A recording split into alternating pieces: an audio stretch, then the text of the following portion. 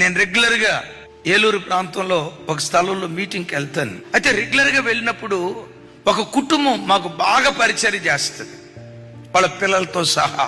అయితే ఆ సంవత్సరం మీటింగ్కి వెళ్తే రెగ్యులర్గా పరిచయం చేసే బాబు 2వ రోజు కనపడలా, 3వ రోజు కనపడలా. నేను పాస్టర్ గారిని అడిగాను, అయ్యా బాబు కనపడట్లేదు ఏంటి పరిచర్యకి రావట్లేదు అన్నా. పాస్టర్ గారు తలదించి ఏమన్నాడు తెలుసా? వాడు చర్చికి వచ్చి 4 నెలలు అవుతుంది అయ్యా, చర్చికి రావట్లా.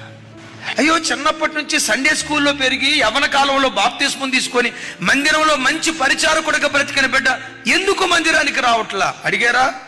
అడిగేవయ్యా, ఒక్క మాట చెప్పట్లా. వాళ్ళ అమ్మ వాళ్ళని పిలిచాను, అమ్మ బాబు మందిరానికి రావట్లేదా? 4 నెలలు అవుతుందయ్యా.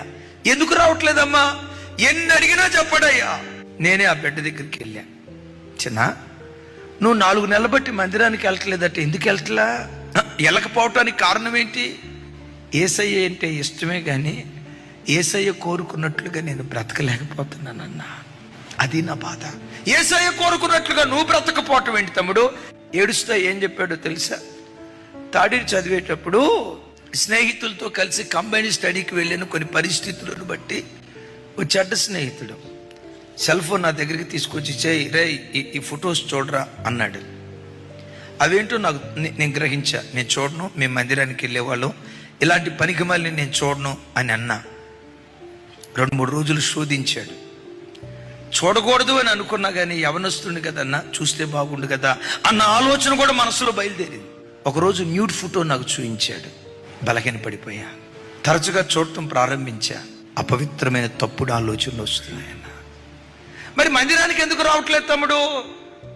ఎప్పుడైనా మందిరానికి వచ్చి మందిరంలో కూర్చుంటే అక్కడ పాటలు పాడే కోయర్ అక్కోళ్ళను చూసినా, మందిరానికి వచ్చే తల్లును చూసినా, చెల్లిని చూసినా ఒక అపవిత్రమైన ఆలోచన, మానసిక వ్యభిచారికుడిగా నేను మారిపోయా. అన్నా, మందిరానికి వచ్చి పాపం మూటగట్టుకునే కంటే అసలు మందిరానికి రాకుండా ఉంటే బాగుంటుంది కదా.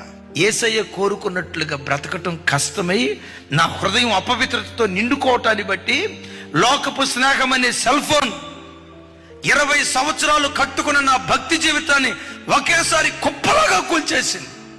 తమ్ముడు, చెల్లి, నా వైపు చూడు. ఈ విశ్వాస జీవితాన్ని, భక్తి జీవితాన్ని కాపాడుకోవాలంటే ప్రతి క్షణం అప్రమత్తంగా ఉండాలి. 20 సంవత్సరాల అనుభవం అండి నాకు, నన్ను ఎవడు పడగొట్టలేడండి, నా ఆత్మీయతకు తిరుగులేదండి అని అనుకోవటానికి వీలు లేదు. క్రైస్తవ జీవితం కత్తి మీద నడక. భక్తి జీవితాన్ని కాపాడుకోవటానికి ఒకనాటి ప్రయాసం కాదు, సంవత్సరం ప్రయాసం కాదు, 10 సంవత్సరాల ప్రయాసం కాదు, జీవితకాల ప్రయాసం అవసరం.